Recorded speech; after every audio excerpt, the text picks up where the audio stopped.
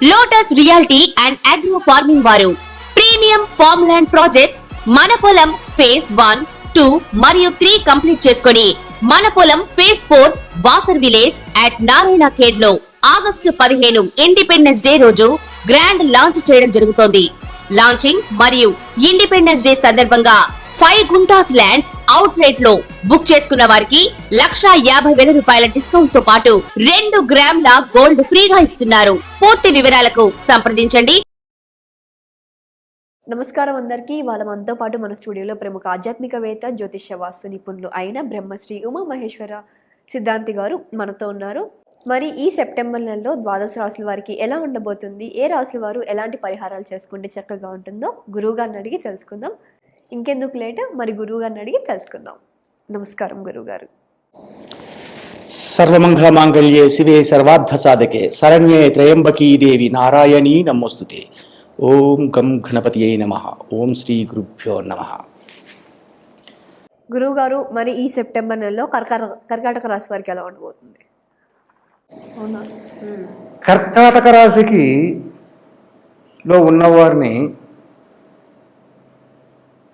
మంచివాళ్ళు ఉంటారు, చెడ్డవాళ్ళు ఉంటారు.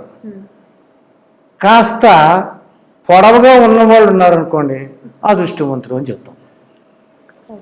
కాస్త పొట్టిగా ఉన్నాడు అనుకోండి దుర్మార్గుడు అంటాం. దుర్మార్గుడు ఎదటవాడి దగ్గర ఎలా దోచుకోవాలి, ఎదటవాడిని ఎలా ముంచేయాలి.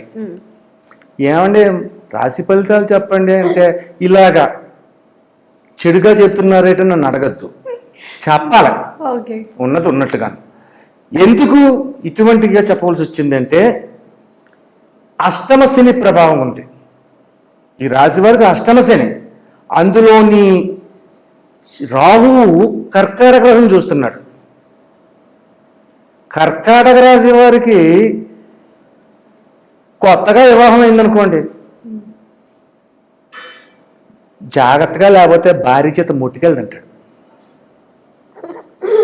భార్య తన బంధువుల చేత కొట్టించుకోవడం, తిట్టించుకోవడం జరుగుతుంది. జీవితాన్ని నాశనం చేసుకున్నారు. కాబట్టి కర్కాటక రాశి వారు తగు జాగరూకతగా ఉండాలి. కర్కాటక రాశి వారిలో ఉన్న విద్యార్థుల గురించి చెప్తున్నాను. విద్యార్థుల గురించి చెప్పాలి అంటే జాగ్రత్తగా చదవాలి ఈ మాసం యందు. లేదంటే రాహు దృష్టి, రాహువు కర్కాటక రాశిని చూస్తున్నాడు. అందులో ఉన్నది ఎవరో బుధుడు ఉన్నాడు, బుధునితో పాటు చంద్రుడు ఉన్నాడు. రాహు గ్రహణం పట్టిందంటే చంద్రగ్రహణం వచ్చింది, రాహు గ్రహణం వచ్చింది, సూర్యగ్రహణం వచ్చింది అంటావు. రాహుకేతులు ఇద్దరు, చంద్రుడు శత్రువుడు. ఆ దృష్టి ఇక్కడ ఉన్నది. కాబట్టి ప్రతి విషయంలోని ఆచితూచి మాట్లాడుతూ నెమ్మదిగా అడుగులు వేసుకుంటూ వెళ్తూ అనుకున్న దాన్ని అనుకున్నట్టుగా సాధించగలగాలి. అంటే ఏం చేయాలి? అణిగి మణిగి ఉండాలి. ఒక మాట చెప్పాలంటే అణిగి మణిగి ఉండాలి.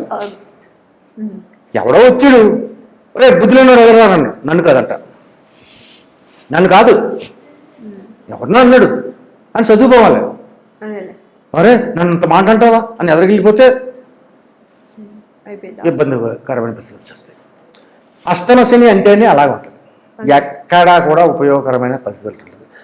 సరే, ఇంకా ఉన్న రంగాల వారు ఎలాగున్నాయి అని అడిగితే కొంచెం ఇబ్బందికరమైన పరిస్థితులు ఉన్నాయి. కాబట్టి కర్కాటక రాశి వారు ఎటువంటి ఇబ్బందులను లేకుండా ఏ విధమైనటువంటి పరిహారాన్ని మనం చేసుకుంటే వీళ్ళ యొక్క కష్టాలని, నష్టాలని, దూర ప్రయాణములు చేసే వారికి ముఖ్యంగా చెప్పాలంటే వాహన ప్రమాదాలు ఉన్నాయి, వాటి నుంచి వైతొలగి ఒక ఉన్నతంగా అంటే అప్పులు ఎక్కువైపోయినాయి వీళ్ళకి. కర్కాటక రాశి వారికి ముఖ్యంగా అప్పులు ఎక్కువైపోయినాయి. బయటికి వెళ్తే అప్పులు పట్టుకుంటున్నాడు. అప్పులు ఏమి చేసి మోసకర్తనం చేశాడు. మోసకర్తనానికి గురవలేదు, మోసకర్తనం చేశాడు. అప్పు చేసాడు అంటే అప్పులు చేయకురా నరుడా తిప్పలు తప్పురా అన్నాడు పూర్వం. అయితే అప్పులు చేశాడు అంటే అబద్ధాలు ఆడాలి. మరి బయట పుడిచి అడిగితే మరి ఏదో చెప్పాలి కదా. అప్పు తీసుకున్నప్పుడు నువ్వు చెప్పగా చెప్పబోతేలాగా అప్పుడు గురించి ఏదో చెప్తాడు. మోసపు మాటలు మాట్లాడతాడు. ఆ మోసపు మాటల వల్ల కొన్ని ఇబ్బందులు వస్తుంటాయి. ఇవన్నీ రాకుండా సజావుగా సాగాలి అంటే చంద్ర నక్షత్రమైనటువంటి చంద్రస్థానమైనటువంటి కర్కాటక రాశిలో చంద్రుడు అక్కడే ఉన్నాడు కాబట్టి, అంటే ఆశ్లేష నక్షత్రానికి ఆధిపత్యాన్ని వహించిన బుధుడు అక్కడే ఉన్నాడు. ఓకే. ఈరోజు ఆశ్లేష కదా 1వ తారీఖు, అవునవును. అందువల్ల ఆయన ఉన్నాయి కాబట్టి చంద్రశేఖర విధానం అంటే ఈశ్వరాభిషేకాలు. కర్కాటక రాశి వారు ఈ వారంలో ఎన్ని సోమవారాలు వస్తే అన్ని సోమవారాలు ఈశ్వరాభిషేకం చేయండి. కానీ సరిపోదు, ప్రతిరోజు ఈ 1వ తారీఖు కాడి నుంచి ప్రతిరోజు కూడా ఉదయం సూర్యోదయం కాకుండా, సూర్యుడు రాకూడదు. ఓకే. అబ్బాయి నాకు కుదరదని, నేను నైట్ పార్ట్ డ్యూటీ చేశానండి, నేను మధ్యాహ్నం 11:00 పడుకుంటానంటే కుదరదు.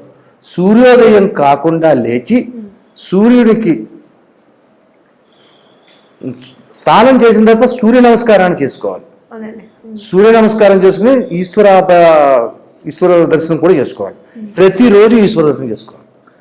1వ తారీఖు కాడి నుంచి మాసాంతం వరకు కూడా ఈశ్వర దర్శనం చేసుకుని తీరాలి. లేదంటే వీళ్ళకి అప్పులు తీరవు. ఏలినాటి శని, అష్టమ శని ప్రభావము, రాహుగ్రహ వీక్షణ ఈ అన్నిటి వల్ల ఉంది కాబట్టి కర్కాటక రాశి వారు ఎన్ని వారాలతో అన్ని సోమవారాలు నల్ల ద్రాక్ష పళ్ళ రసంతో, పంచామృతాలతో పాటు నల్ల ద్రాక్ష పండు రసం, శని ఏ రంగు, రాహు ఏ రంగు, నలుపు వస్తుంది. తేనె రంగులో వస్తాడు కానీ నలుపు, శనిమిత్ర రాహు అనాలి.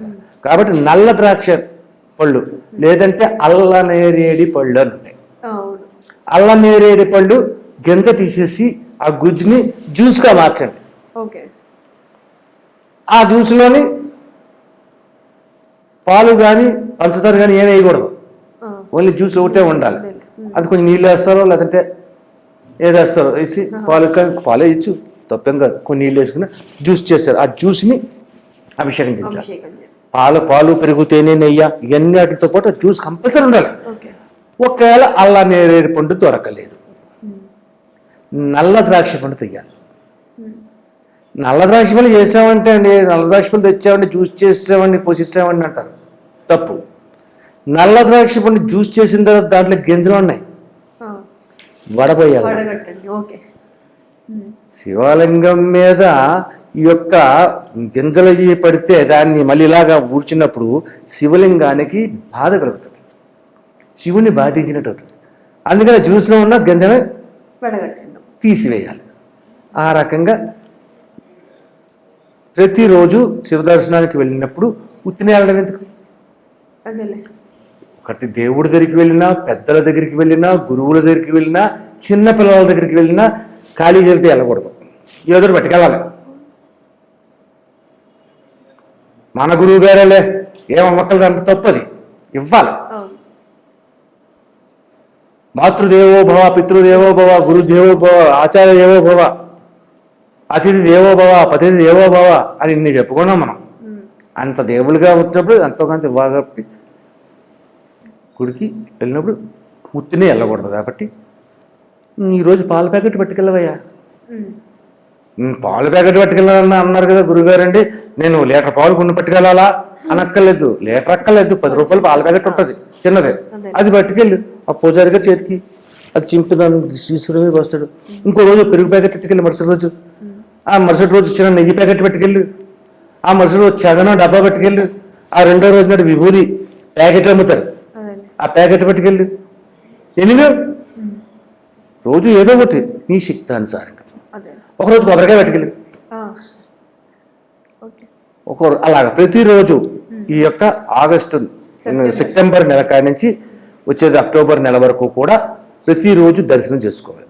అప్పుడు ఈ యొక్క రాహువేక్షణ శని ఇస్తున్న ఫలితముల వల్ల కొంచెం తశాంతి చెందుతారు. తీరిపోతున్నారు అని నేను చెప్పట్లేదు, తశాంతి పడతారు అంటే ఊపిరి తెచ్చుకుంటున్నారు. ఇలా తగిలే దెబ్బ ఇలా తగులుతారు, అటువంటి విధంగా ఉంటుంది. కాబట్టి ఈ యొక్క కర్కాటక రాశి వారు ఈ యొక్క నెలలో